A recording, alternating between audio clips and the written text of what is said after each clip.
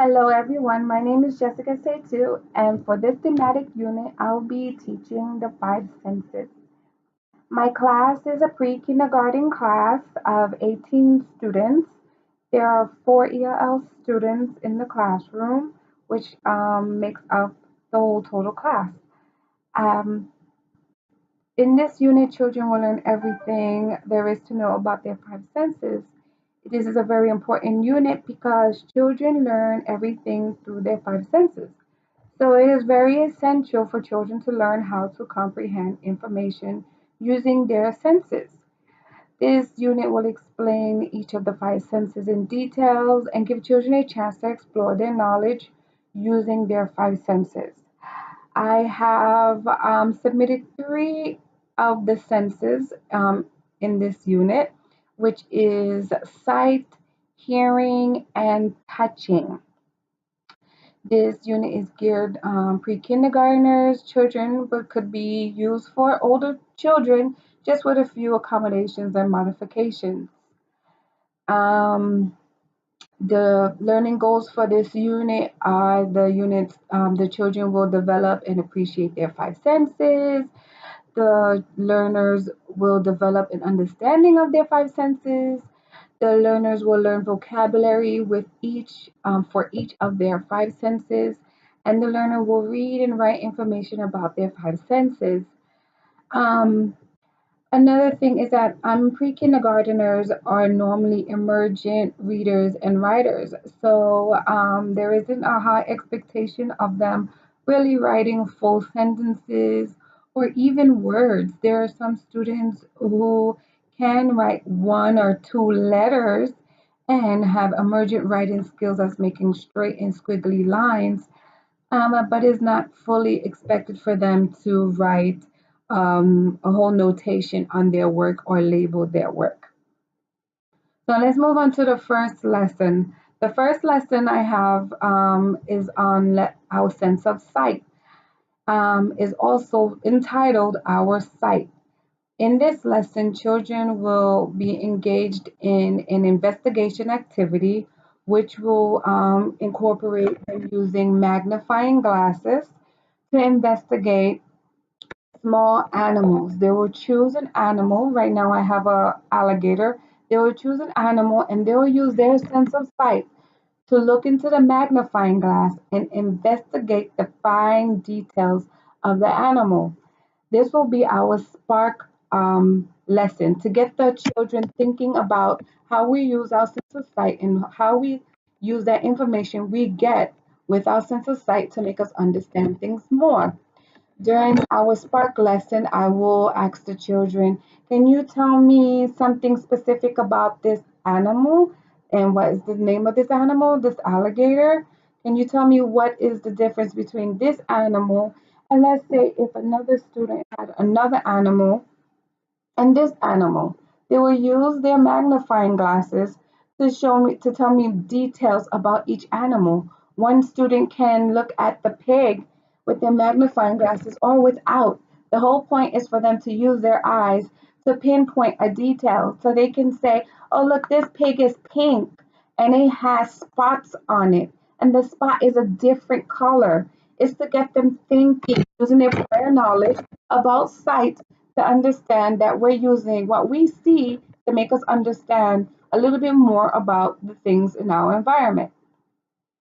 What I'm looking for when the children are doing this activity is whether they can pinpoint the body part that allows us to see, and can they use detailed descriptive vocabulary to explain what they're seeing. Um, Also, during the lesson, during further down during the lesson, I will review the five senses, and I will introduce, then review the five senses throughout the whole week using my five senses chart that I have here. This chart labels each body part and sense, and what each body part is coincide with each sense. For example, our eyes allows us to see. I will have the children point to their eyes. Today is our sight day, so we'll be talking about our sight. if needed be, we'll give examples of things we see around the room, depending on how the children are understanding the information that I'm relaying to them. Further down the lesson, we'll have a read aloud of Brown Bear, What Do You See by Eric Carle. The purpose of the read aloud is to also get the children thinking about what do brown bears see? What are the things he see? And try to make connections with the animals they investigated early on in the lesson. So brown bear will see several animals. He will see a red bird. And do you remember seeing a red bird early on? Who had a red bird early on in our lesson during our investigation part? Who saw a bird with a beak? Who used their magnifying glasses to see the bird with beak? Stressing the fact that we are seeing, we're using our eyes is very integral to this lesson of sight. Throughout the whole lesson and day, I will try to make connections and have the children recall their connections. Normally, during a read aloud, I would have a chart, a literacy chart with the title, author of the book we are reading, and have the children make predictions before we read it on the cover. What do we see on the cover? What do we think is going to happen because of what we see on the cover? Do we see brown bear? Do you think the story is going to be about a bear? And what color is brown bear? Can we see that color? How big is it? Big is he? Or how small is he? Can we see the differences? Can we pinpoint with our eyes what we're seeing on this cover? The literacy chart is to have them thinking and seeing their thoughts put on paper. Even though they cannot write, they should be seeing model behavior of a teacher or an adult in their life writing and putting down words on paper to stress the importance of these words. Now we move on to the second lesson. The second lesson has to do with our sense of hearing. This lesson is called is excuse me. This lesson is also called our seeing and hearing walk because today in this lesson we will be taking a neighborhood walk where we will be looking and hearing what our neighborhood sounds like and feel like. I would also touch base on the sense of touch also to stress the fact that in fall looks different from summer. And when we go outside, we're going to see our leaves on the floor, and we're going to hear the crunching on the floor, and we're going to feel the wind on our face. So on the second day, we'll be touching on three senses. We'll review the sense of sight. We will be introduced to our sense of hearing, and we'll be introduced to our sense of feeling. Feeling is an external and internal property, and to have children understand that it is our skin that is allowing us to feel the wind on our face, and it's not our skin that's allowing us to feel our happy and sad emotions, is a big part of learning about our five senses. Also, in this today's lesson of hearing, we'll be dealing with musical instruments. I have this bell right here, and I can ask the children, do we hear a sound? What part of our body allows us to hear our sound? And they can refer back to our chart or use their prior knowledge, knowing for sure that they're using their ears to hear.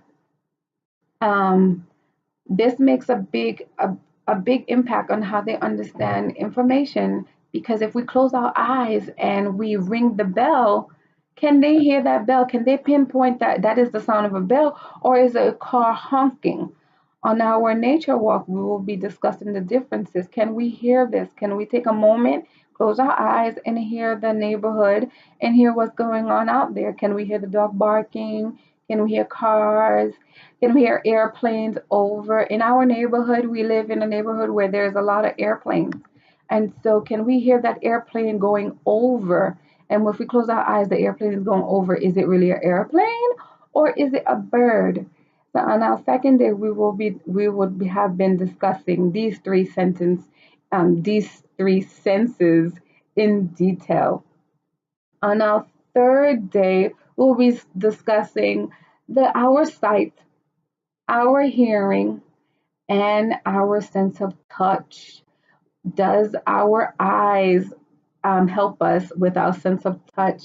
That's a big thing we have to discuss and understand. So the children will be involved in an activity where they have to close their eyes and describe what they're feeling with their hand to identify the object. They'll put their hand in a sensory box and they will feel the textures that's in the box. But before we can do that, I will have a small discussion, a circle time discussion with my sensory chart. This is my sensory chart.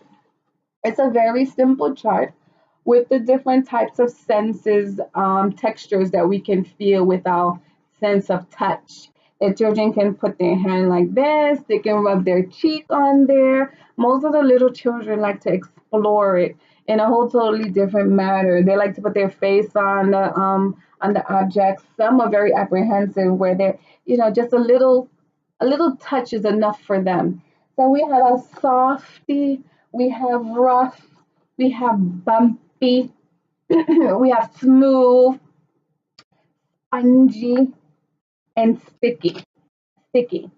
Um, there are some students who are very sensory sensitive, where when we use different art materials such as glue, they're not so happy to use it because they don't like that feeling. Please be aware that if you do have students like this, you should provide different forms of adhesive for them. It could be tape, it could be a stick glue instead of the runny glue. But on the third day, we'll be discussing our sensory chart. And then after that, we will go into the mystery box and try to describe the item in the mystery box. So let's say I was to have the mystery box here, I would dip my hand in the mystery box and I would feel and I would say, oh, this item is bumpy and it has a big head and it feels sharp. These are the words I'm looking for them to use. And then I would also feed them the words also. Does it have a long tail?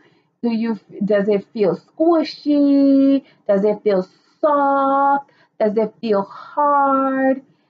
And then as they think about it and they're guessing yes or no, I say, okay, let's pull it out. So we pull it out of the mystery box. And there you are. It's an alligator. And this alligator is bumpy. It has scales on it.